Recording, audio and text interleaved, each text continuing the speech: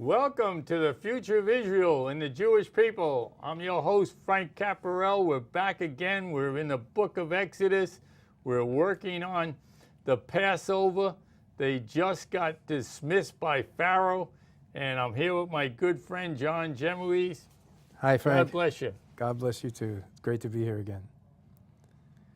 Well, let's see. What are we going to talk about? God's making a distinction between these people and all the people of the world. He's got the Canaanites and the Hittites, and they're over there doing their evil thing. He gave them 430 years to correct it. They didn't do it. He put the Jewish people inside of Egypt. They got saved through the famine. They learned the culture. They learned what big government is all about. And now he's saying, okay, now that you know what it is all about, I'm going to bring you out, and you're going to be the nation that the world is going to look at and focus on.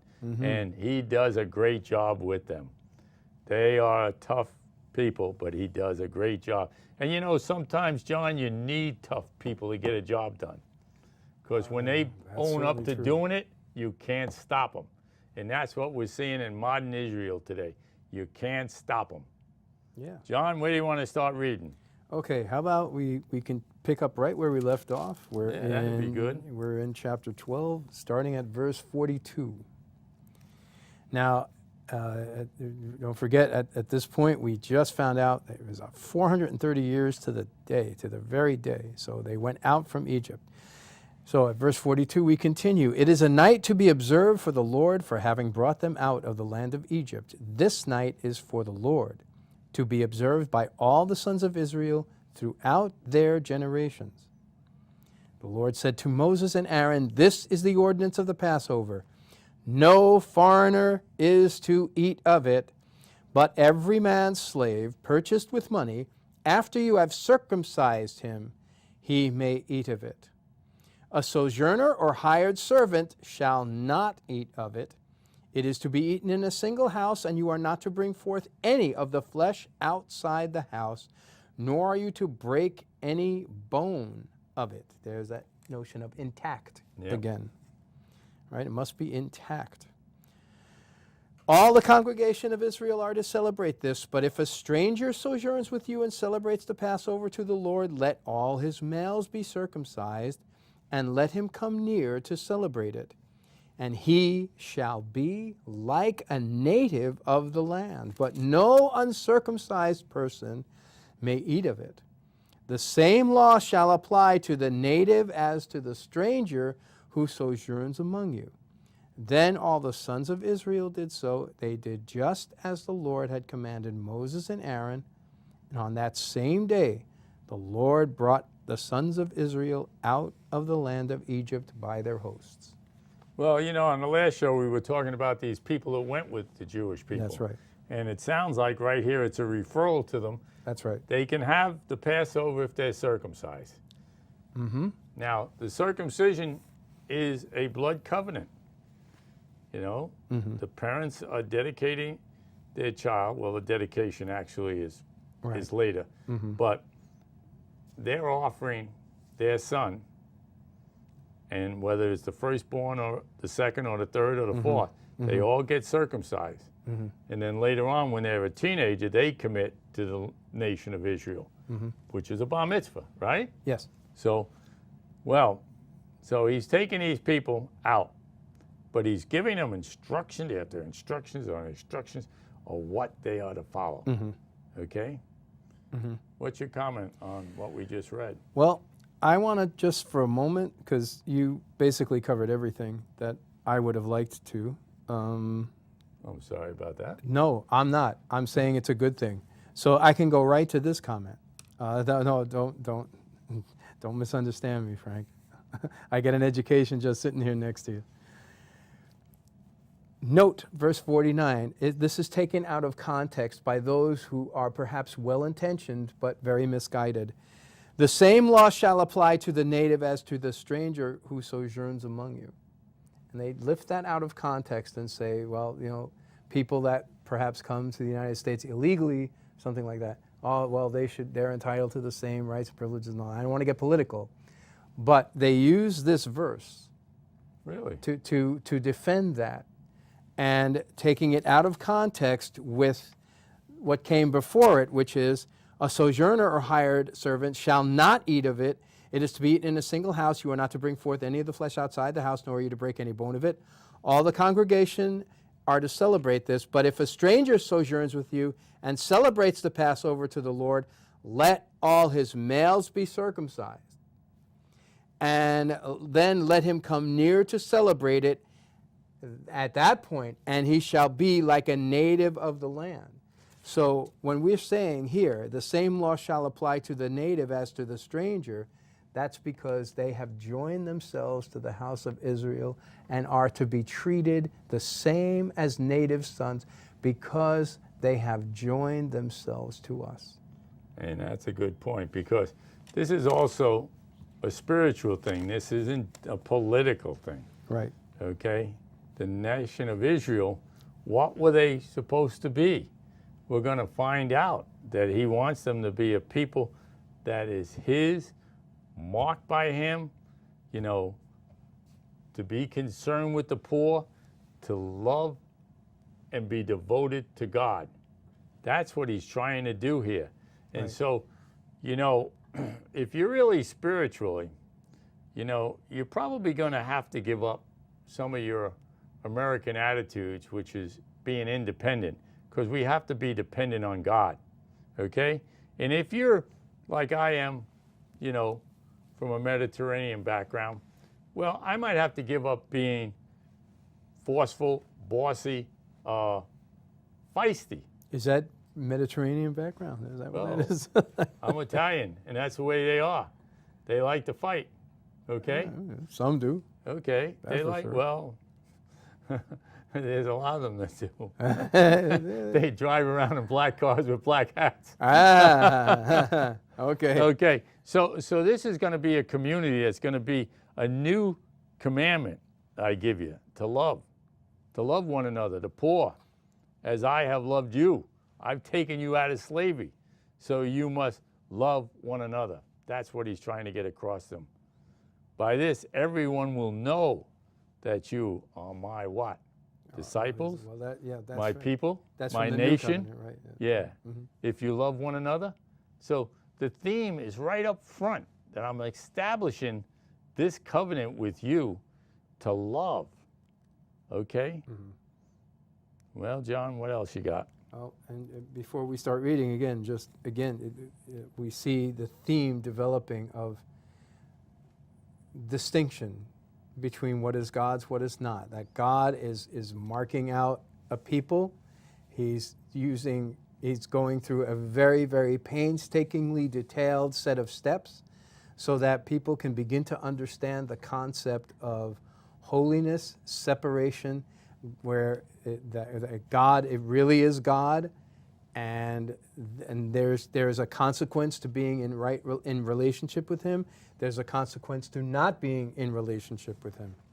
Well, you know, you got to realize that in the promised land are all these people that are doing nasty things. Yeah. Okay, that's why there were giants there. The relationship sexually that they were having, okay, had a lot to do with that. Okay, you had the Egyptians back here who were worshiping these pagan gods and offering their sons and believing about frogs who had something to do with deity. I mean, no, they were created by God. And so the whole crux here is to remind the people that God spared their sons. He freed them from slavery. God is trying to get them to live a life that's conducive, completely different than the pagans that they just left. Mm-hmm. I'm not demanding your sons. I honor life. They demand their sons. Mm-hmm. Mm-hmm. And then, you know, eventually, okay, we'll get back to being delivered from the sinful nature, okay? Redemption is all about being redeemed from sinful nature. And we're going to go through several books probably after this book that has a lot to do with the price for your sin. Innocent blood always has to be shed for guilty blood.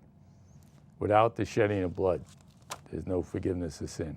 We see that as a principle, certainly. Yes. Okay. So we have plenty of time. If you have anything more to say about 12, otherwise we'll move on to No, I 13. think we can move on. I was intrigued by your comment about the giants, though. I thought that the giants were from the Nephilim. They were children of the Nephilim. That's why they were giants. I didn't realize that there Mike was talking about that at breakfast Saturday. Yeah, I didn't. Yeah. Okay. Well, let's go on to chapter 13. Good. Let's Okay. see where we want to break it, but this is a full It's a short chapter. Let's go to 16. Let's go to verse 16. Okay. No, I mean up to 16. Up to chapter 16? No, no, no. I'm sorry. Verse 13, chapter 13, 1 through 16. Okay. Thank you. Sorry about that. Then the Lord spoke to Moses, saying, Sanctify to me every firstborn, the first offspring of every womb among the sons of Israel, both of man and beast. It belongs to me. Moses said to the people, Remember this day which you went out from Egypt, from the house of slavery, for by a powerful hand the Lord brought you out from this place. And nothing leavened shall be eaten. On this day in the month of Aviv you are to go forth. It shall be when the Lord brings you to the land of the Canaanite, the Hittite, the Amorite, and the Hivite, and the Jebusite, which he swore to your fathers to give you, a land flowing with milk and honey, you shall observe this rite in this month. For 7 days you shall eat unleavened bread, and on the 7th day there shall be a feast to the Lord. Unleavened bread shall be eaten throughout the 7 days. Nothing leavened shall be seen among you, nor any leaven be seen among you in all your borders. You shall tell your son on that day, saying, It is because of what the Lord did for me when I came out of Egypt. So it shall serve as a sign to you on your hand and a reminder on your forehead, that the law of the Lord may be in your mouth.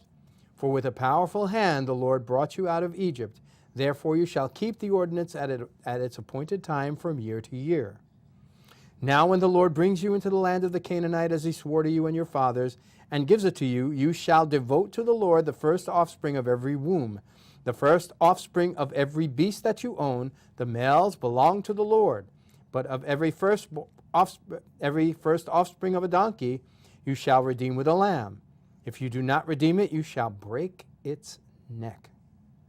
And every firstborn of man among your sons you shall redeem.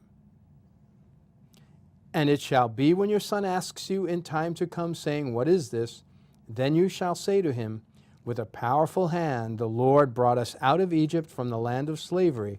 And it came about, when Pharaoh was stubborn about letting us go, that the Lord killed every firstborn in the land of Egypt, both the firstborn of man and the firstborn of beasts. Therefore I sacrifice to the Lord the males, the first offspring of every womb, but every firstborn of my sons I redeem. So it shall serve as a sign on your hand and phylacteries on your forehead. For with a powerful hand the Lord brought us out of Egypt. Well, again, reminding the people of the deliverance through the hand of God. Okay? That's what's really important. And, you know, I see this picture, John. You know, you talked about the family on an earlier show. Yes. You know, a little boy hanging out with his father has a whole bunch of questions. Yes. Why are we doing this? Why do you do that? Why do you do this? Why do you do that? And so you have the opportunity to share, Yes. okay? People who are not good fathers don't think it's necessary to answer all those questions. They're annoyed by all those questions. But that's not the heart of a father. I mean, if God's our father and we have a lot of questions for him, he definitely wants to show us in Scripture or through other people what the answer is to your question. Right. Or maybe you research it yourself and you find out, okay? But questions are very important. You know, some people say the only stupid question is the question you don't ask. Amen. I taught that Okay. in my classes all the time. Okay, well, Said that very thing. that's a good teacher. I want to go to verse 6 where it talks about a land flowing with milk and honey. We hear this all the time, okay? What does it really mean? Well, you can't have milk unless you have goats or unless you have cows, okay? So you're going to have herds, Yes. okay? And in some cases, it's not even going to be your herds. It's going to be the people who lived there before you, okay? And then he says honey. Well, you got to have bees for honey. Mm-hmm. Bees pollinate the flowers of all the fruit and vegetables. Exactly. Without them, you get nothing Right. except whatever the breeze does. So bees are your friend.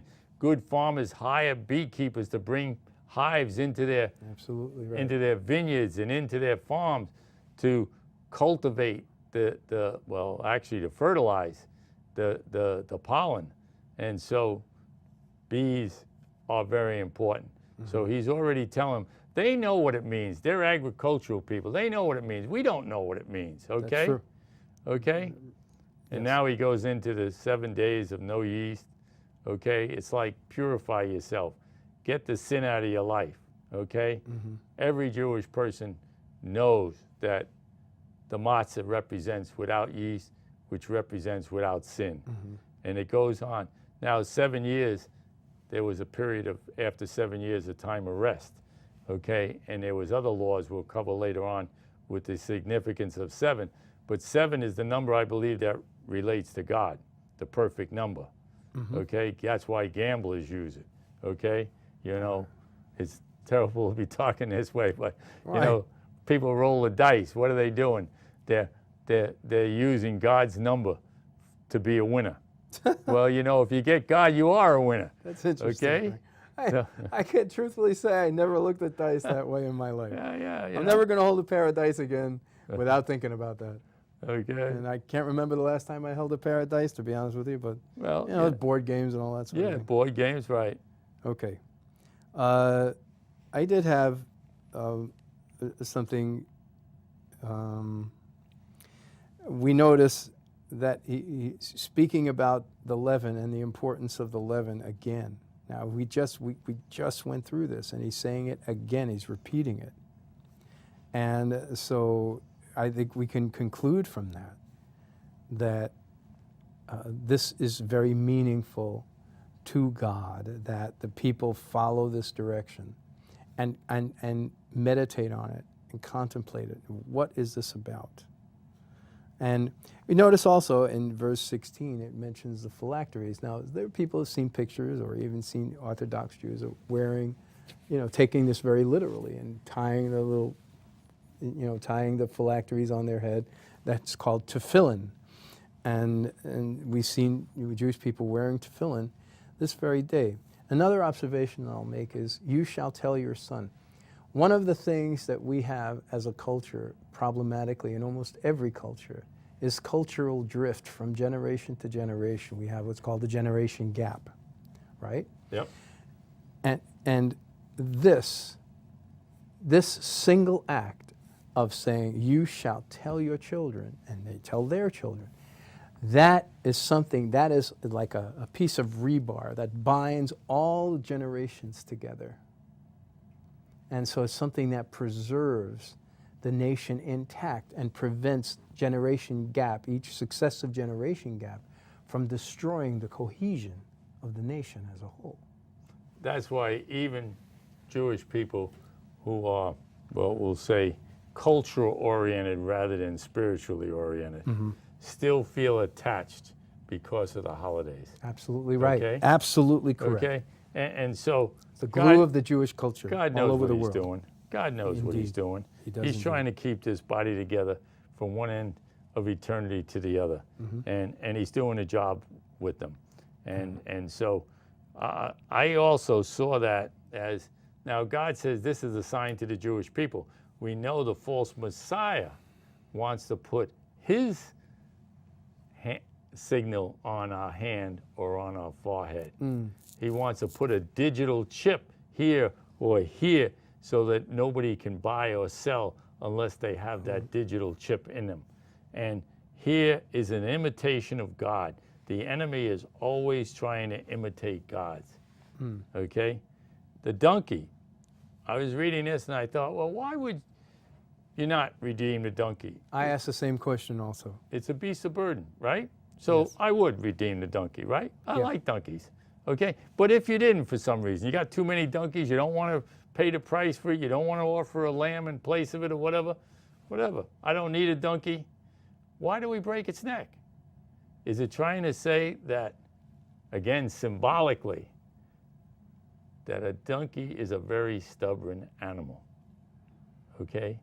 And if you, as a people, are stubborn, you're going to break your neck. Yeah, stiff-necked. Stiff-necked, right? And that is the problem when they go into the Exodus and into the desert and into the wilderness. They become stiffer and stiffer and stiffer. They prefer the past rather than the future, even though they're not in the future. At least the present isn't trying to kill you. The present isn't trying to work you to death. They aren't trying to kill you, your boy, your male children. Not just the firstborn. They wanted to kill every male boy. I mean, you know, so that's that. You have anything else on chapter 13? We didn't, well, we can finish. We didn't finish it, No, so we can not read yet. it up. Oh, sure, okay. All right, so I'll read the end of chapter 13. Now, when Pharaoh had let the people go, God did not lead them by way of the Philistines, even though it was near. For God said, the people might change their minds when they see war and return to Egypt. Hence, God led the people around by the way of the wilderness to the Red Sea, and the sons of Israel went up in martial array from the land of Egypt. Moses took the bones of Joseph with him, for he had made the sons of Israel solemnly swear, saying, God will surely take care of you, and you shall carry my bones from here with you. We remember this from Genesis, right? Yep. So they set out from Succoth and camped in Etham on the edge of the wilderness.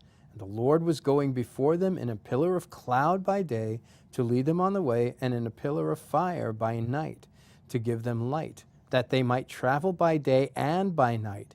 He did not take away the pillar of cloud by day, nor the pillar of fire by night from before the people. Well, this is an interesting part. And why it is that it's almost like a pyramid. They're going from here to here towards the Mediterranean, then they're going down here. And God's putting them in a position where he doesn't want them to go straight across because the Philistines are there. He doesn't want them to face battle and turn back to Egypt and let Egypt win out, okay? So he's taking them away for battle. They're not going to fight a battle for 40 years. Okay? Because they're not ready. So God knows that you're not ready sometimes. And he'll take you in a different path. Okay? Longer route, but he places them at the beginning of the Red Sea. You got to remember, when you look at a map today, you see the Suez Canal and you see the Red Sea. Suez Canal wasn't there. That was probably swamp, ponds, all kinds of mosquitoes and everything else. He brings them down to the Red Sea. Okay, the Red Sea was connected to the Mediterranean by the Suez Canal. Okay, the British did that. Okay, now by putting them there, he's also setting up the trap for Pharaoh. That's really important. Okay, so you've got to go by what God's telling us to do. Okay, but they go out like an army. Okay, In martial array. martial array. That's really important. And so God's going to protect them with the cloud during the day because the sun is going to be hot in the desert. And we always think of God the Father as a cloud. I mean, if you look at the ceiling in Rome that they made the picture of the cloud in the Vatican with God's hand reaching down to man, there's a whole bunch of clouds in that artwork. Okay? Yeah. Okay? The fire represents what? Always God's Holy Spirit. Okay? And so he's going to be able to light up the light during the night for them so they can travel at night in the cool and rest during the day. And Pharaoh is not going to be able to do that, number one. And he's trying to make them the light of the world. So that's what they're going to be, the light of the world. That's a lot of interesting symbology. Oh, my there. goodness. There's so much in this. And, you know, they didn't have the word yet, but that's really important because that's where, when you know the truth about these things, it sets you free from your past thinking. So there's safety, a better route, God's timing, the very place for victory. That's where we're going in this, okay? And They're going to represent a God who has a burning desire to bless them. And hopefully that they would have the zeal and a burning God to represent God. So this is so powerful. What else you got to say about this? Well, I noticed that you said the pillar of cloud was, you think that that was clouds to provide shade for them as well? Because I never thought about that. My vision was always that the pillar of cloud was exactly that. It was directional, for directional purpose, and that they might travel, that the pillar of cloud during the day was for direction, as was the pillar of fire by night, specifically for direction and for light, so that at this part of their journey, they moved by day and by night. This was 24 hours. So what an arduous, this was certainly an arduous thing to do, to just be in constant movement, not stopping to rest at all, just keep moving, Well, traveling remember, by day and by night. regardless of whether the cloud or the fire stopped, later on we know they stopped. And sometimes they stop for 7 days. Okay, we'll cover that later. Okay. But as we come up to the end of our show, I want to remind the audience that, you know, if they missed last week's show, please, by all means, go to www.thefutureofisrael.org and see the first show. The second thing, if you have any comments, please write to us. We're open to whatever you have to say, whether you agree, disagree, whether you're pleased show or not. Write to the info at thefutureofisrael.org. We wish you a pleasant day. We wish you peace and shalom. We wish you the grace of God to understand what we're saying. And be back here next week, please, because we have a phenomenal show showing how God gives them the victory. We need to know that God's in our side, okay? In fact, we need to be on God's side, okay? There's where the real protection comes in, okay? With that, I think we'll close, be back here, and we'll even talk about how we know when they left Egypt. They left Egypt in the year of 1446, before the current era. Look that one up. And how do we know that?